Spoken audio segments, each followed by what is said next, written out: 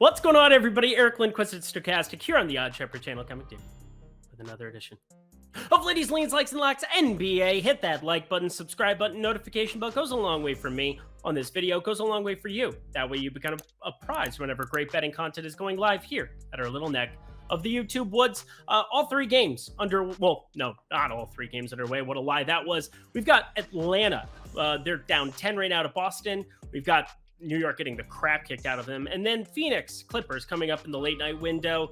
That's going to be where I have a lot of interest, that's for sure. But I ended up on all the dogs today. It felt like that kind of a day, even though it doesn't look like it's going to end up being that kind of a day. But yeah, just feels like one of those spots where sometimes there's some value to mine out of it. Atlanta, please find a way to cover 10.5. That would be excellent. If that hook didn't exist, I wouldn't have bet it. So damn you, bookmakers. Damn you. Except for Bet365, we like them a lot because you can sign up in the video description box below. Get yourself a great deal if you live in Colorado, New Jersey, Ohio, and Virginia. Yes, it's only available in those 4 states, but you deposit $10 or more, bet $1, and get yourself $200 in bet credits. Pretty great deal. So take advantage of that. I don't have anything else to add. Oh, it's only if you're 21 and over, and if you have a gambling problem, please call 1-800-GAMBLER. There, I had to add that. And now we continue ourselves to a 3-game slate with my Minnesota Timberwolves on it. Oh boy, this is going to go well. You know what? Let's just get ourselves to the picks. Wait, we're waiting for news during the playoffs? Playoffs? We're not supposed to wait for injury news during the playoffs, but there's a ton of it on today's slate, starting with Memphis hosting the Lakers for round 2, and everybody saw the Lakers. Anthony Davis is now Jaren Jackson Jr.'s father. Defensive Player of the Year. Who? Defensive Player of the Year. What? I mean, he deserved it, so it's okay. I'm just kind of being a little bit of a joker about it. But John Morant fell on his wrist. It looked very, very bad. It was, I believe, his shooting wrist too. He's questionable entering this game, and yeah, you kind of know what happens, and you're not going to get John Morant props while we're waiting for that. You're not going to get a lot of points props. There's a couple things that we can still mine out, like Jaren Jackson Jr. His points prop is up to 23.5. Now, there are a couple of things that you need to take away from this. 1, that's a lot. 2, that's 3 points higher than it was last game. Yes, 20.5 was Jaren Jackson Jr.'s points prop for this one. But why am I making this a lean? Well, because if there's no John Morant, you got 37 minutes of Jaren Jackson Jr. and he avoided foul trouble. He's really found ways to improve that part of his game. And even against Anthony Davis, kept his hands to himself, contested shots in a positive way, had the 2 blocks. The guy's he's a great blocker of the basketball. 3 per game that he's averaging. Yeah, I'm not besmirching the fact that he was named Defensive Player of the Year. That was mean of me. But Anthony Davis did play awesome. 31 points, though, for Jaren Jackson Jr. last time around. Just making this a lean because, yeah, John Morant should probably kind of take an educated guess on that one if you're thinking about an under there, which I obviously am. So I think what ends up happening is you're running into John Morant trying to play through it. But if he can be himself, that's the real question. Is he going to be can he shoot the basketball? Is that going to be something where he's just out there facilitating a lot of the time? If you end up with him out, though, it becomes Tyus Jones. And we've seen a couple of times where this Memphis team will play a little bit slower in the half court. Have to go to guys like Dylan Brooks offensively. Even just saying that out loud hurt my soul. He's so bad offensively. What are we doing here? But overall, looking at this Memphis team going up against the Lakers over the course of the last half of the season, the Lakers, number 1 in adjusted defensive rating. Memphis, number 2. Why is this total 227 if you're going to have no John Morant or have the chance of no John Morant? I don't know. All I know is we should probably be taking the under of it, and that's why I have a very small play on it, looking to maybe add a little bit more. What's happened a lot of late is the public just ends up betting these numbers up to 228, 229. So if you want to wait and find out John Morant news, if you want to wait and have the public bet this one up, I don't think that's a terrible idea. I think this one could close in the 228, 228.5 type section. Would be very surprised if this one came down, especially as John Morant just sits there questionable. If he ends up ruled out, then it might move down. But either way, I think it's a low number, but it should be even lower there. 227, I have this closer to 223. Go defense in this one. Lots of good blockers of the basketball there. And then, yeah, how about Austin Reeves? My God. Oh yeah, we should talk about the Lakers because again, I think this is just a smash spot. The line right now, You can get a +1 over at PointsBet. Everything else is -1 on the Lakers side. But you know what? Points be damned. Just give me the Lakers money line at the best line you can possibly find it. Ja Morant, limited. This Lakers team, I don't know how they found all the shooting and all the land that they did, but they did. D'Angelo Russell played way better than I expected him to. Ended up closing there 36 minutes after it was the Dennis Schroeder special at the end of that Minnesota game. D'Angelo Russell just playing 24 minutes there. But Austin Reeves, who's going to give him the max? Somebody's got to give him the max next year, right? Like, he's earned himself $25 million a year with his second half of the season. Dude just played 31 minutes, went 8 of 13. He's got one of the best true shooting percentages in the NBA, 23, 4, and 3. Shut down Memphis. He's that dude. It's so weird. This is a goofy Oklahoma kid. Whatever, Lakers money line. LeBron James, Anthony Davis, they're pretty good too. Just throwing it out there. Lakers, I think, just handily beat this Memphis side. Just side with it. Our second game on tap here, we have Miami facing Milwaukee, and Giannis Antetokounmpo doubtful. Now, is this a doubtful tag like we got from Josh Hart yesterday, where then he gets upgraded to questionable and then he ends up playing, or teams just lying come playoff time trying to play head games? We'll find out. We'll find out. But I'm definitely leaning Miami +6.5 right off the bat because there's no Giannis. Did you watch that game? Eric Spoelstra come playoff time knows what to do with his rotations. He is so damn good at it. He's had so much experience. He's one of the best coaches in the NBA. And, obviously he had to deal with LeBron James, and it's a good problem to have when you had prime LeBron James, making way down to Miami. They didn't win 1, 2, 3, 4, 5, 6, 7. Like, they didn't do that shit like you were expecting, like LeBron wanted to, but they got a couple. It was a nice run. And Spoelstra's just continued on making teams better, taking this Miami team to the Eastern Conference Finals last year, sneaking in through the play-in tournament after they were, everybody kind of turned sour on them getting Chicago. Chicago's going to come beat them. No, they weren't. We didn't let that happen. Although, Alex Caruso, I miss you. Come back. Jimmy Butler, pretty sure he's going to play 43 minutes in all of these games. He's going to be leaning over like he was in the bubble, doing the whole whatever the heck thing, but that's beside the point.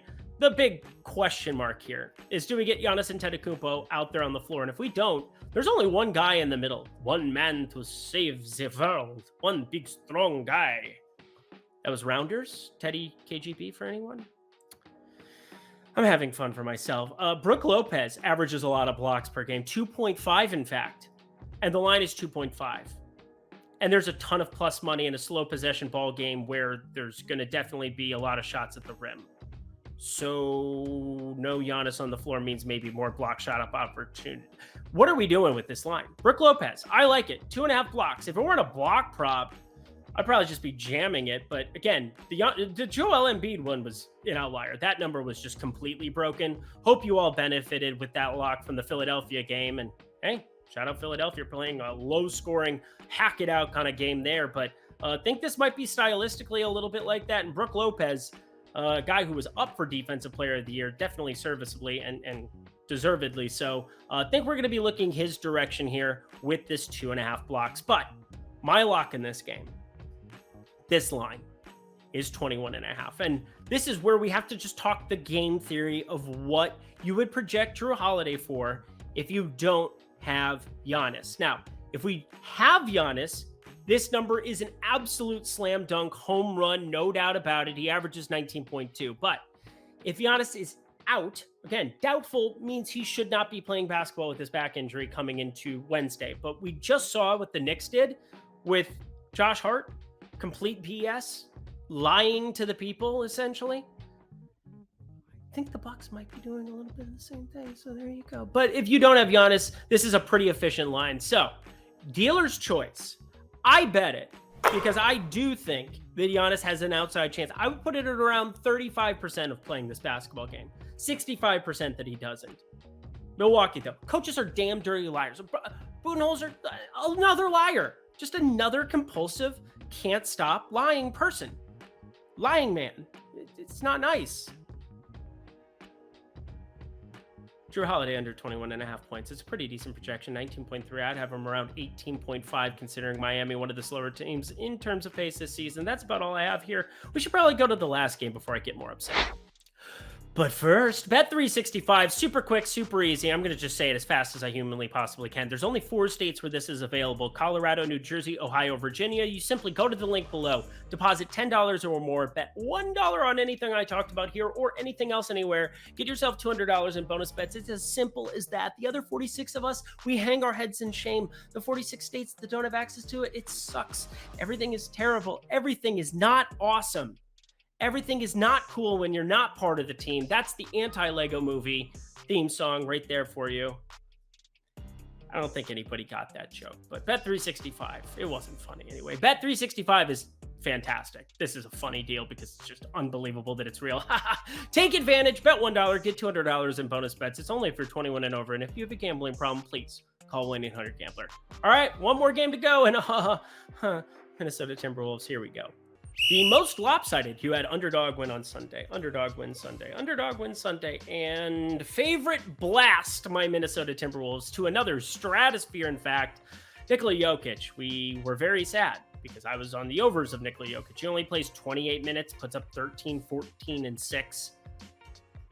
I mean, that was just an outrageous box score. Can we just throw that out there that was a little bit of an outlier or a lot of bit of an outlier?